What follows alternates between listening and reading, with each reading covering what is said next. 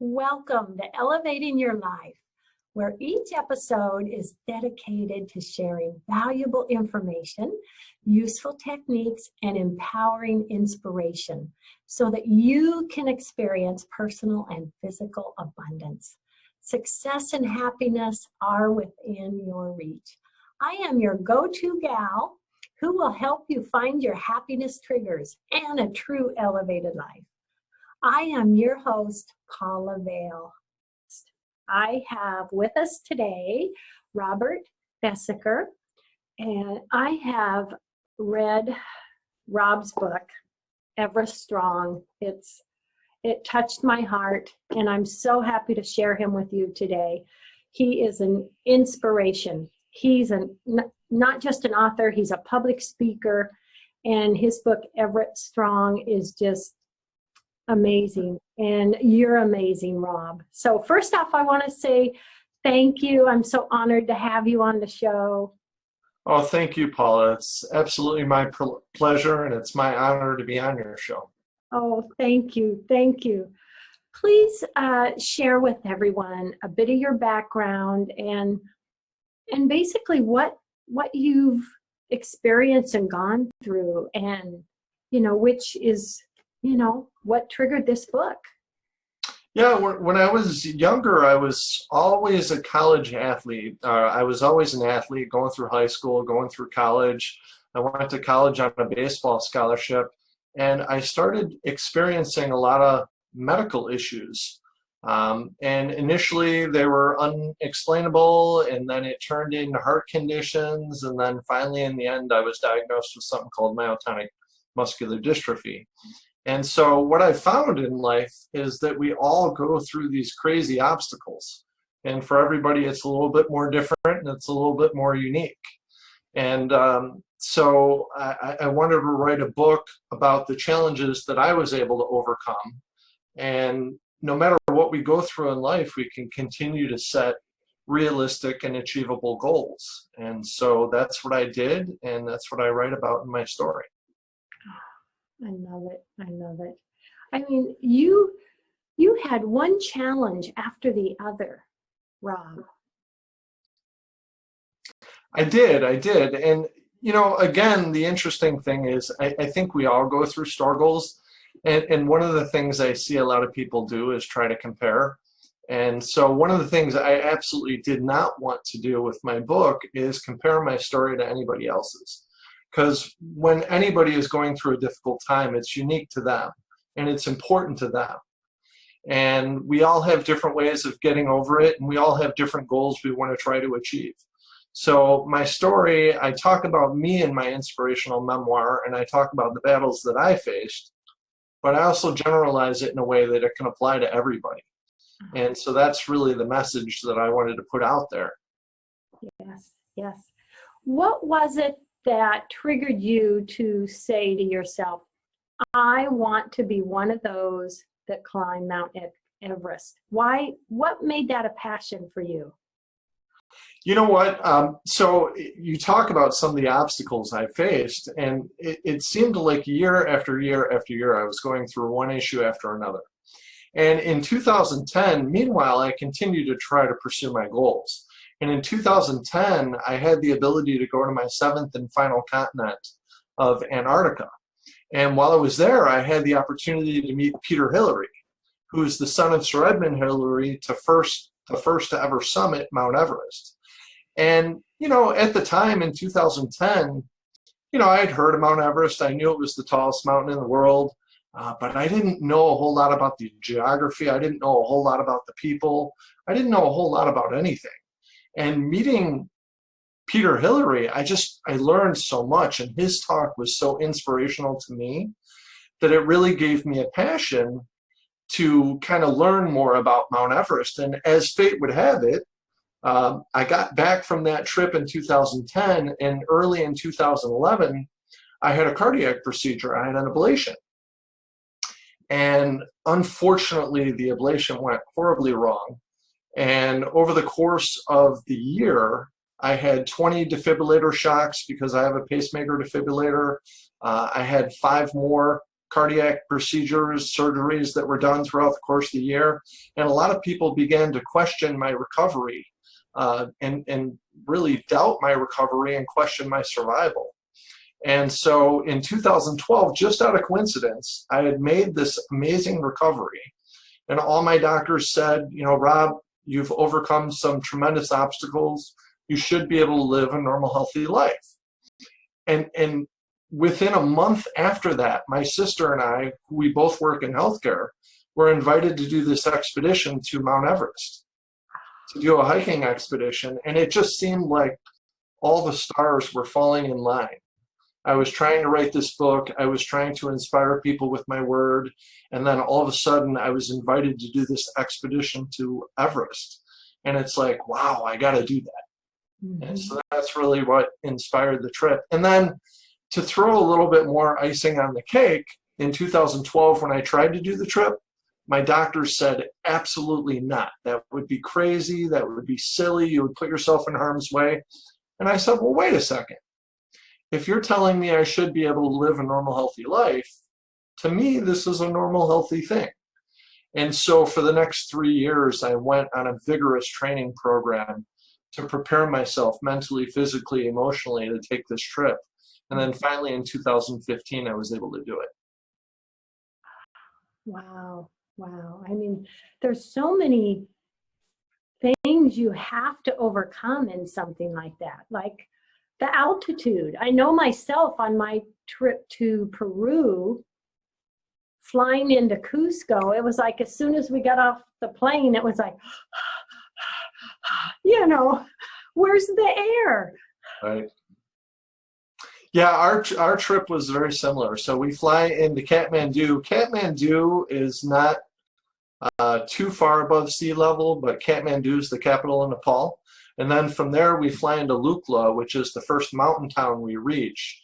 And all expeditions into the Himalaya mountains from the Nepal side began in Lukla. So we flew into Lukla at like 9,300 feet.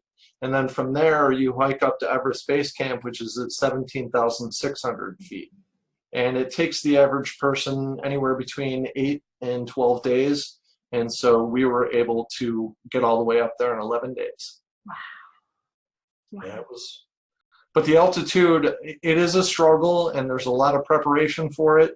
So I did a lot of training throughout the U.S. I went to various mountains to do some hiking to prepare myself for the trip, to make sure that my body would be able to acclimate to the higher altitudes.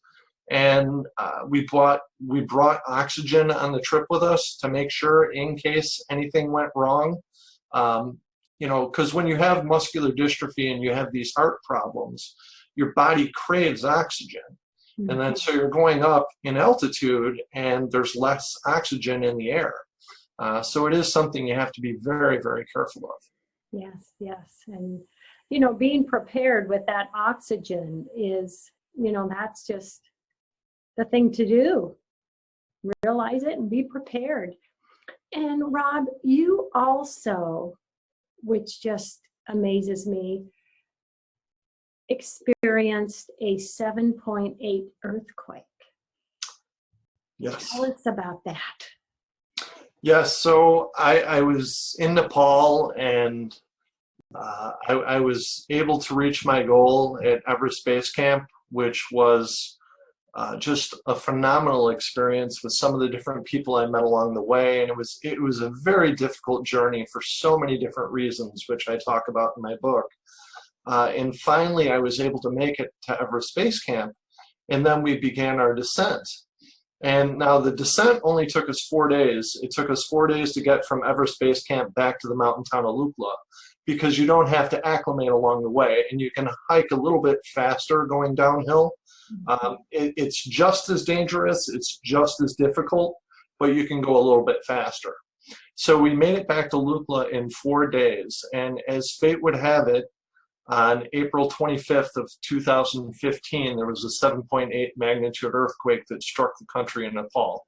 And it devastated the country. It destroyed base camp.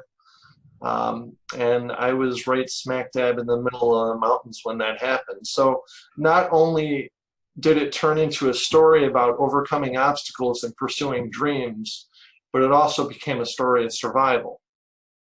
Yes. Yes. I can only imagine. And you were in the mountains.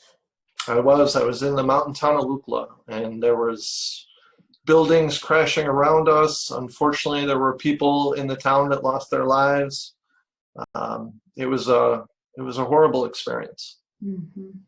Wow. And, you know, I would think experiencing something like that, Rob, really, you know, what that opens your mind to, you know, how quickly something can happen. It does. It does. One of the interesting things I talk about when I got back, you know, you try to figure out the cause and effect of things. And, you know, I did a television interview shortly after I got back, and just at the tip of my tongue, I said, I don't know if it was blind luck or divine intervention, but I made it, and I'm so thankful and grateful that I did. And professionally, I also work in the field of hospice care. I've been in healthcare for 15 plus years, and I've been working in hospice care where I educate physicians and, you know, family in the community on the benefits of hospice. And I think that experience, along with taking care of both my mother and father at the end of their respective lives, really helped prepare me for a lot of what I saw in Nepal. You know, I think everything we do in life kind of prepares us for the next steps in life. Mm-hmm. And I was very blessed to be able to help out in that situation after the earthquake occurred. Yes. Oh my gosh.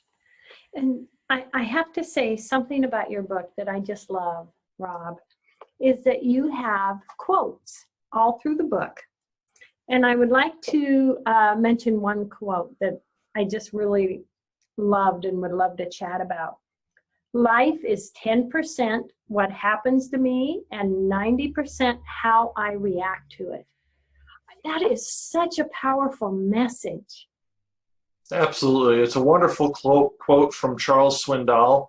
And one of the things I wanted to incorporate in the book, you know, as a guy, I love movies, I love quotes. And so, you know, a lot of people don't know who I am and they don't know what I'm about. So at the beginning of each chapter, I wanted to take a famous quote from a famous person and incorporate that into essentially what the chapter is all about. And so that particular quote, I mean, it really strikes a chord with me because, you know, it's one of the bases of my message, and that is that we all go through obstacles and challenges in life. And there's different experiences we have, good and bad, and some we can control and some we can't control. But there's a lot of things we cannot control. And so many times we get caught up on that and we focus on these things that we can't control, and we get so many negative feelings and emotions about it. And it's really easy to do. And I've had my battles with that as well. But the interesting thing is things are going to happen to us in life. And it's not about what happens, because they're going to happen to everybody, but it is about how we respond. That's the one thing we can control. We can't control the environment. As far as Nepal and the earthquake is concerned, I can't control Mother Nature. But I can control how I respond and whether or not I choose to help while I'm out there and make the experience a little bit better for those that I can, or I can sit around and complain about why me and let that affect and create more obstacles in my life. Yes, yes.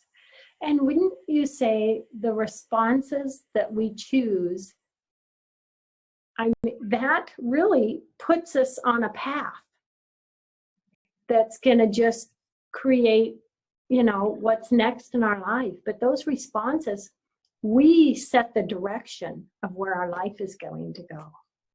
Absolutely. And it's funny that you mentioned path, because one of the things I also talk in my book is detours.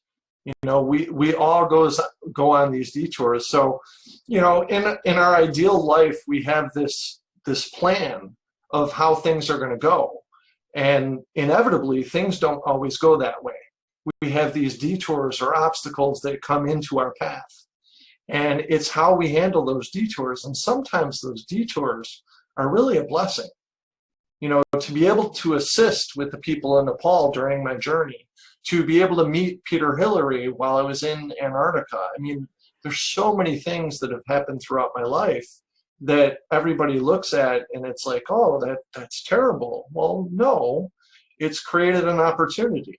And so, you know, all the things that have happened to me in my life have led me the opportunity where I'm able to meet a wonderful individual like yourself and be on your radio show. And that truly is a blessing and an honor. Our connections. And I have to ask, what was the most powerful thing you took away from going to Antarctica? That just is fascinating to me. From Antarctica or from Everest? Going to Antarctica itself, that area. You know, Antarctica is just majestic. It is one of the most beautiful places I've ever seen. It was absolutely gorgeous. But in the midst of all that, you know, it's not just about our journey. It's not just about our destination, but some of the people that we have the ability to meet along the way. And so there's a lot of things that have gone on in my life, difficult relationships with family members, so on and so forth. And I actually took the trip to Antarctica with my sister. And it was an opportunity for us to get along better. And during that journey, I had the ability to meet Peter Hillary, which was just the opportunity of a lifetime. So, I mean, there's so many different takeaways from every experience. And Antarctica, along with being one of the most beautiful, majestic places I've ever seen, it also was an opportunity to build some of these relationships that have been so wonderful. Peter Hillary was one of the first people to help me with my book, and actually on the back cover of my book wrote a testimonial for me because he enjoyed reading my book as well. Yes. And can you take a moment for me, Rob, and share with everyone how they can get a copy of your book and, you know, give your website information? Sure. To learn a little bit more about my book, people can go to my website at www.robbesecker.com. That's ROBBESECKER.com. And you can learn a little bit more about my journey and some of the different things that I went through in preparation for my book. Also on my website, you have the ability to purchase my book. It's available in print version in both hard copy as well as paperback. It is also available in ebook format, and it can be purchased through Amazon.com, Barnes & Nobles, and most other major retailers, and most libraries can get a hold of it as well. I love it. It is such an amazing book. So with that experience and what you went through and to make that climb, what would you say to everyone? What would you like them to take in as something to think about today from your experience that you could share with them, a viewpoint or anything along that line? Yeah, the main message, and thank you for the opportunity again, what I love to share with people is that every single one of us is going to go through obstacles and detours and challenges in our respective lives. But we all have the ability to take control of our own destinies, to set realistic goals, and move forward to achieve those goals and dreams. And I want to reach out to people with my word, with my book, with my inspirational talks, that the destiny is ours. Live your dreams, live your goals, do what you have to do to get there. And you don't have to do it alone. I never would be in the position I'm in without some of the help that I've gotten along the way. And whether it be from a family member, whether it be from a friend, whether it be from somebody you don't know very well, people are out there who are willing to help. So please reach out, when you need a hand, and continue to pursue your goals and dreams. I love that. I love that. So, be open to others helping us when we need it. Absolutely. That doesn't take away from our strength. That just adds to it, wouldn't you say? Absolutely. Absolutely. And in fact, I talk about that in the beginning of my book, that, as a man, sometimes we think growing up that, if you reach out to people, you're showing your insecurities and you're showing your weaknesses, and that's not at all true. It's having the ability to reach out to others for help. That is showing your strength. It's showing the fact that you have the knowledge that you can't do it alone, and more importantly, you don't have to.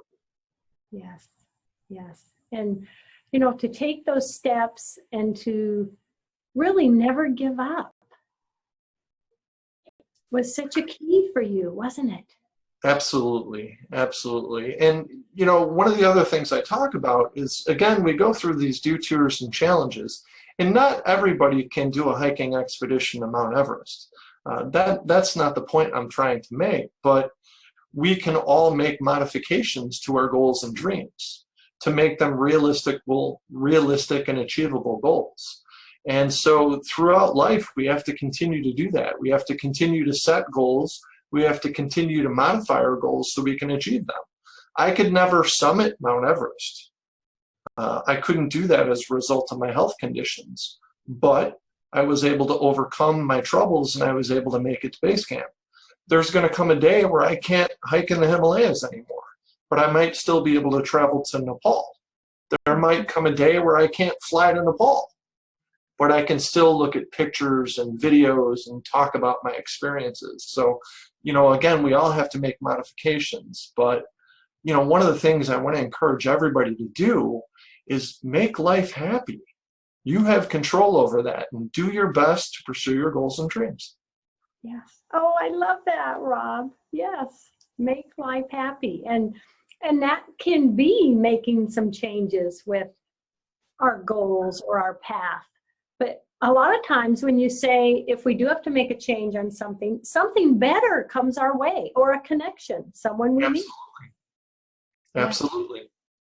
So, I mean, an example of that, one of the things I talk about in my book, my experience in Everest, there were so many detours in our trip that we faced where we were actually, if we followed the initial itinerary, we would have been up near base camp when the earthquake took place, when the avalanche and destruction at base camp took place.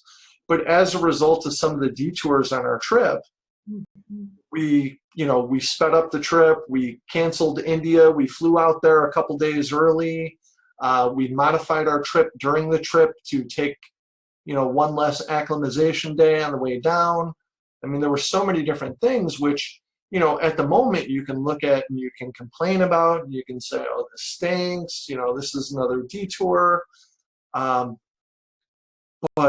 in the end, what a blessing. It took us out of harm's way, and it put us in the mountain town of Lukla where we could actually help people when the earthquake took place. So it was truly a blessing. Yes, yes. Wow. Isn't that something? Oh, Rob. Well, we have a few, that just tears me up. It's just such a powerful message. We have just a few minutes left in the show. What last words do you want to share with everyone, Rob? The most important thing I want to do is reiterate that, things are not always easy, and things are not always great, and we're not always going to follow the path that we thought we would. But there's always going to be opportunities. There's always going to be different people that we meet along the path, along the way of life's journey.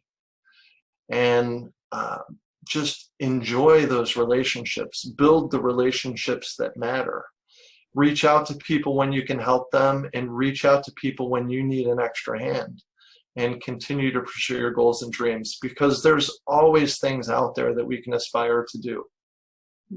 Regardless of our limitations, there's things we can do. And we only have one opportunity in this life. and make the best of it. Enjoy every second of it. Yes. Oh, that's such a great message, Rob, because, you know, we can, so many things, we can find our passion in so many ways. So many things Absolutely. can affect us. And I don't want to make it sound easy. Yeah. You know, it's a difficult process. And, you know, it was a difficult process for me, but it's there. And I just want people to experience as much happiness as they can. And we all have that power Absolutely. to experience and to be happy, don't we? And I know you're a huge conduit to help people do that. And I can only hope that my book and my talks encourage people to do the same. Yes, yes. Oh, it is a must read, everyone. It's a beautiful book. And Rob, I'm just so happy to have met you, and I look forward to meeting you in person one day. We will make that happen. Thank you so much. Yeah, just to reiterate to people, I do a lot of public speaking, and I have a local talk. I live in Illinois, and I have a local talk at the Tinley Park Public Library on August 15th. So I certainly hope anybody who can come out and listen to my inspirational talk, and I will have books available if anybody wants to purchase one from me live and in color. I love it. I love it. Oh, well, thank you, everyone, and I will see you next week. Rob, thank you so much for being with us. Thank you, and have a blessed day. You too. Love, hugs, and blessings. Love, hugs, and blessings, everyone. Bye. Bye.